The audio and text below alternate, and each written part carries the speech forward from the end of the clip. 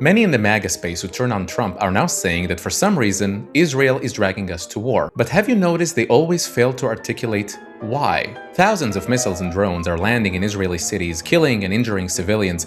IDF soldiers are on the front lines, risking their lives, often never to come back. Yet somehow podcasters who broadcast halfway across the globe in nicely heated studios are claiming that really what Israelis want is war, and they've been lobbying the Trump administration to do so continuously. But why would they do that? Is it possible that it was not Israel who dragged Trump into war, but that the United States and Israel made a joint decision to go to war to rid the world of the threat posed by the Iranian regime? Is it possible the Iran war is hardly a misadventure hatched by Zionists, but a direct continuation of a Trump administration's foreign policy effort to degrade China and its allies? First Venezuela, now Iran, threats on Greenland and Panama, maybe later Cuba? Or is the only allowed conclusion of all this is that there is a secret Jewish council that puppeteers our leaders? Why are they making these claims? And why does it all matter? Stay tuned.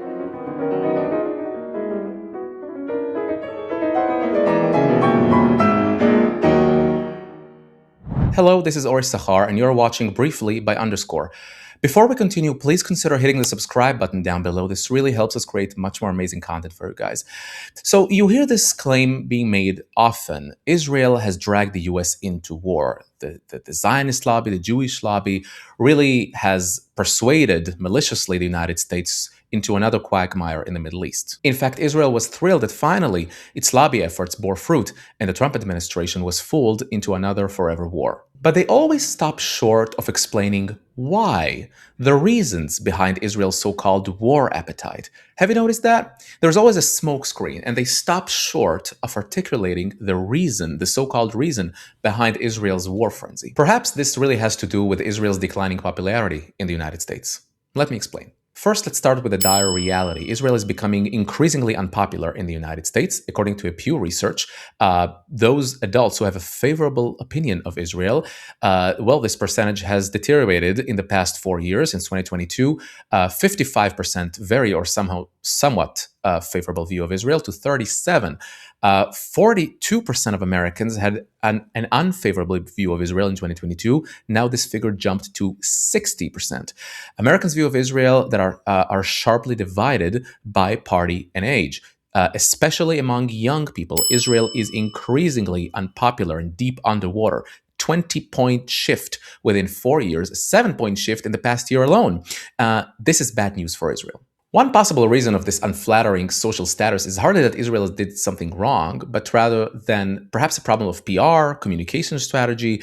But if you look at how many Americans believe that there is a genocide in Gaza, that Israel is an outside influence on the US foreign policy, that the US is giving too much military aid to Israel, you kind of get the whole picture. Someone is telling Americans what to think, and they do it for very good reasons. First, the myth about the Jewish lobby, the Israeli lobby. Well, only if it were true as much as other countries who are all lobbying the United States. Even Big Pharma is lobbying Capitol Hill.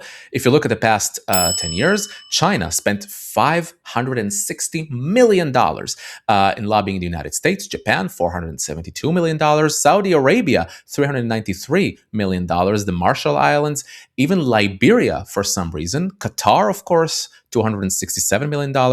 Israel is a distant 10th place with $212 million invested in lobbying in the United States. Why is no one talking about the outside's influence of the Marshall Islands or Liberia or Qatar?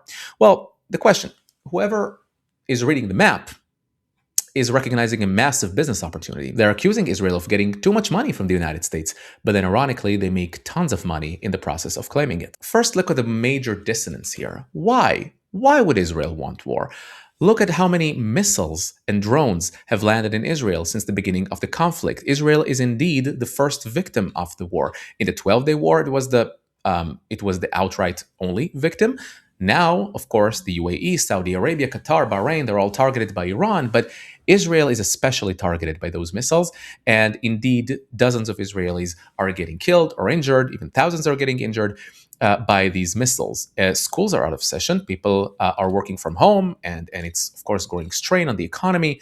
So it seems hardly like a wonderful adventure to step into. It sounds funny to claim from your nice air conditioned studio that, in fact, the guy who's taking all the heat is doing something maliciously at your expense. So there's been a great deal of effort by these people to make the assumptions on Israel become, a commonly accepted wisdom.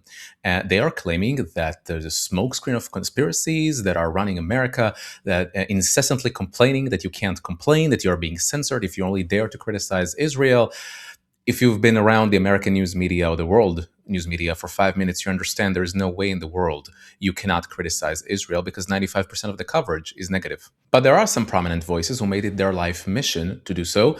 Most prominent of all is, of course, Tucker Carlson. Now, I used to listen to Tucker daily in my 20s, which weren't that long ago, I have to say, daily, many, many episodes on YouTube, and he never talked once about Israel. Once. And now every single episode is about Israel. Everything is about Israel. Was a recent feud with Patrick Bet-David where they talked about Catholics versus Jews, and then Tucker said, you know what? You cannot criticize Israel. You cannot disagree with the Netanyahu government. This is not the issue. The issue is Catholics versus Jews. Why, historically, why are you getting the old Netanyahu government business? Because everything has to do with it. Now, he's been making quite a bit of wild claims. And my point is that all these people are being heard and they are propagating these lies. And so, needless to say, some people in the US and around the world are starting to believe it. Quote by Tucker Carlson: "You can be arrested in the UK for criticizing Israel. Any country that bans criticism of a foreign government is not sovereign. The UK has banned criticism of Israel, therefore it's not sovereign." So you make a ludicrous claim, you treat it as a commonly accepted wisdom, and then you move on to the conclusion. The Jews cannot be criticized. That remind you of something? Moving on. The war wasn't a risk from the Israeli standpoint. No risk at all. Thousands of missiles and drones landing in Israel. No risk at all. And Israel wanted to hurt these countries in the Gulf because they are rivals of Israel. Israel wanted to hurt the Gulf states. What are you talking about? Have you heard of the Abraham Accords?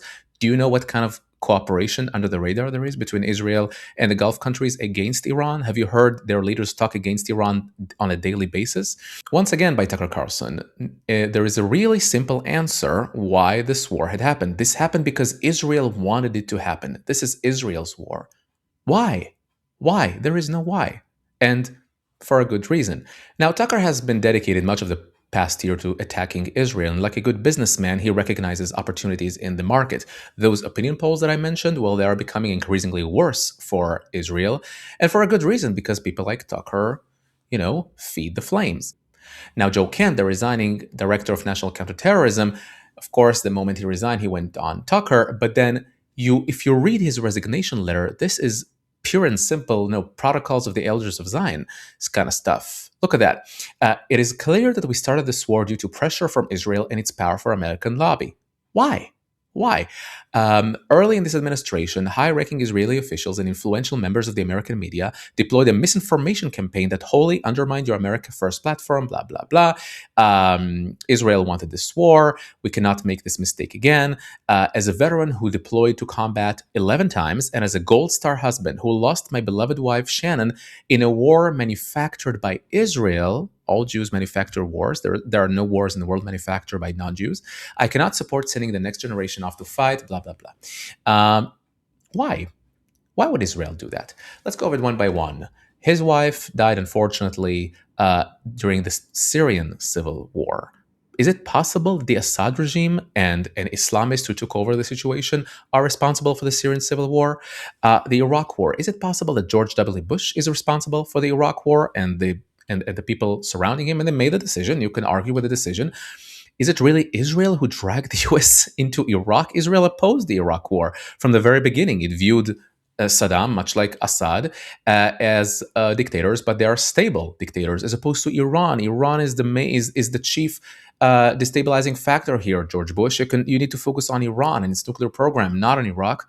So Israel never really wanted this war. And so there was a journalist in Newsmax who did a wonderful job telling him, is it possible that, all these things happened because of many great reasons that have very little to do with Israel? And Joe Kent simply couldn't answer it. Instead of thanking Israel for assuming responsibility and ridding the world of a great, great danger posed by the Iranian nuclear program and the ballistic missile program and their active threats daily on America, on Europe, on Israel, on the countries in the Gulf, to annihilate them, to develop ballistic missiles, and go out on a war frenzy to take over the world. Well, thank God for Israel and the United States for taking that effort. But no, that's not what they said. They say Israel is dragging us to war because no reason. Candace Owens is another example. She is radical, but still. Quote, what happened to Trump? Quote, Bibi Netanyahu called you and said, we need a pretext for war. We always need a pretext. We're constantly bombing and killing people. Would you just go out there and tell everybody where they're building a nuclear bomb? They weren't, and there has been no evidence of that except Bibi Netanyahu's, trust me, bro. Zionism is at its core an ideology that says, because we're God's chosen people, we can murder and take and steal whatever we want. This is a satanic administration. We all realize satanic Zionists occupy the White House, blah, blah, blah. Oh my God. Now that's hardcore stuff. But if you think that's radical and rare, you haven't been to the internet enough. Now, Candace is the extreme case, but unfortunately, voices of reason are increasingly hard to find, whether they're Ben Shapiro, Batya Ungar-Sargon, Victor Davis Hanson, of course. All these voices are extremely important, and in my opinion, they will become increasingly popular in the coming years. They're among the only consistently sane voices. But between you and me, who is looking for sanity online? We're all looking for excitement, and that's exactly what these people are giving them. So the war in Gaza, in Lebanon, and Iran has also revealed something else: how astonishingly unapologetic anti-Semitism has become. The kind of stuff that Candace is saying, that Tucker is saying, people used to say it in the corner of the bar, under the breath. Now they're saying it out in the open. That's their business model. Actually, we're used to hear it from the extreme left: no entrance for Jews, death to the IDF, globalize the Intifada, free Palestine from the river to the sea.